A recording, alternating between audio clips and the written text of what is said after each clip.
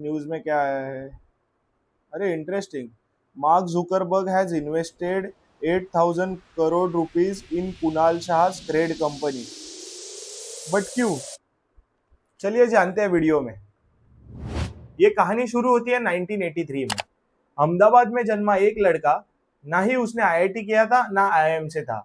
उसने अपना एमबीए भी पूरा नहीं किया, बट उसने फिलोसॉफी में एजुकेशन लिया। वहां उसने ह्यूमन साइकोलॉजी को समझा। वो हमेशा एक सवाल पूछता था, लोग किसी काम को बार बार क्यों करते हैं? यही सवाल उसकी पहली बिलियन डॉलर कंपनी की नींव बना। 2010 में भारत में करोड़ों लोग हर महीने मोबाइल से रिचार्ज करते थे, लेकिन रिचार्ज करने के बाद उन्हें मिलता क्या था? कुछ भी नहीं।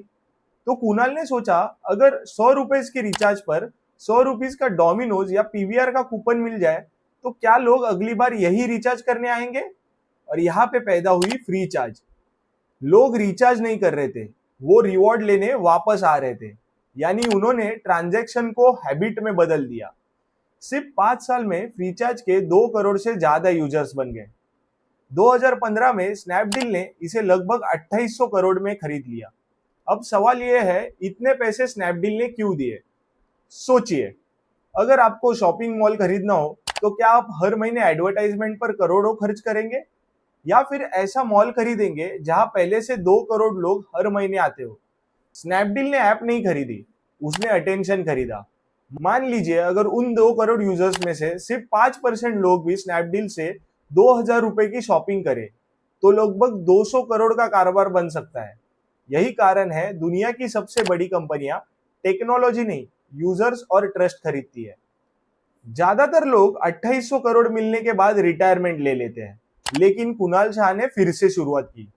2018 में उन्होंने प्रीमियम कस्टमर्स के लिए क्रेड बनाई। सबने कहा, जो ऐप शुरुआत में ही करोड़ों लोगों को बाहर कर रही है वो कैसे चलेगी? क्योंकि क्रेड सिर्फ अच्छे क्रेडिट स्कोर वाले प्रीमियम यूजर्स के लिए ही थी। लेकिन कुणाल शाह ने कहा, मुझे ज्यादा यूजर्स नहीं चाहिए, मुझे भरोसेमंद यूजर्स चाहिए। आज क्रेड करोड़ों मेंबर्स वाला प्लेटफॉर्म है और भारत के क्रेडिट बिल पेमेंट्स का बड़ा हिस्सा इसके माध्यम से होता है। उन्होंने साबित किया, ट्रस्ट भी एक प्रोडक्ट हो सकता है। अब बात करते हैं व्हाट्सएप की। आज व्हाट्सएप के 300 करोड़ से भी ज्यादा यूजर्स हैं, और अगर इंडिया की बात करें तो इंडिया में 50 करोड़ से ज्यादा लोग इसे इस्तेमाल करते हैं। लेकिन सोचिए, जब आप किसी दोस्त को गुड मॉर्निंग भेजते हो तो मेटा कितना कमाता है? लगभग कुछ भी नहीं। यानी यूजर्स बहुत है, लेकिन कमाई की संभावना उससे भी बड़ी है। अब चीन को देखिए, वहां एक ऐप है वी चैट। वी चैट सिर्फ चैट करने का ऐप नहीं, वही पेमेंट, वही शॉपिंग, वही टैक्सी बुकिंग, वही फूड डिलीवरी, वही हॉस्पिटल अपॉइंटमेंट, वही गवर्नमेंट सर्विसेज, यानी पूरी डिजिटल लाइफ एक ही ऐप में। इसलिए उसे सुपर ऐप कहा जाता है। अब आते हैं सबसे इंटरेस्टिंग बात पे। वीचैट की पेरेंट कंपनी टेंसेंट ने 2024 में लगभग 7.5 से 8 लाख करोड़ का एनुअल रेवेन्यू दर्ज किया। यानी ये उत्तर प्रदेश जैसे भारत के सबसे बड़े राज्य के पूरे साल के बजट के आसपास है। और यही होती है एक सफल डिजिटल इकोनॉमी की ताकत। अगर व्हाट्सएप भी ऐसा बन गया तो अब जरा कल्पना कीजिए, व्हाट्सएप के पास पहले से ही 300 करोड़ यूजर्स हैं।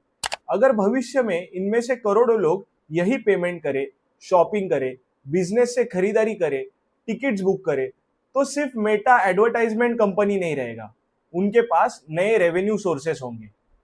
Business messaging, payments, commerce, financial services, AI tools, subscriptions, यानी हर बार ऐप खोलने पर सिर्फ चैट नहीं, बिजनेस भी होगा। इसी वजह से दुनिया की बड़ी टेक कंपनीज सिर्फ यूजर्स नहीं, ट्रांजैक्शन जीतना चाहती है। तो अब आते हैं, मार्क जुकरबर्ग ने कुणाल शाह को ही क्यों चुना? अब पूरी कहानी जोड़िए। फ्रीचार्ज ने सिखाया लोगों को वापस कैसे लाना है, क्रेड ने सिखाया ट्रस्ट कैसे बनाना है, और व्हाट्सएप की अगली चुनौती क्या है?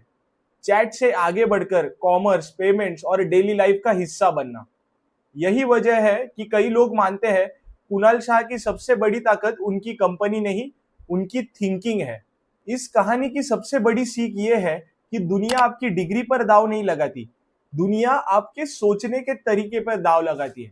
टेक्नोलॉजी बदलती है, कंपनीज बदलती है, लेकिन जो इंसानों की आदत समझ लेता है वो हर दौर में नई अपॉर्चुनिटीज बना सकता है। शायद यही कुणाल शाह की सबसे बड़ी ताकत है। आपको क्या लगता है कि आने वाले सालों में व्हाट्सएप सुपर ऐप बन सकता है? आपकी राय कमेंट में दीजिए।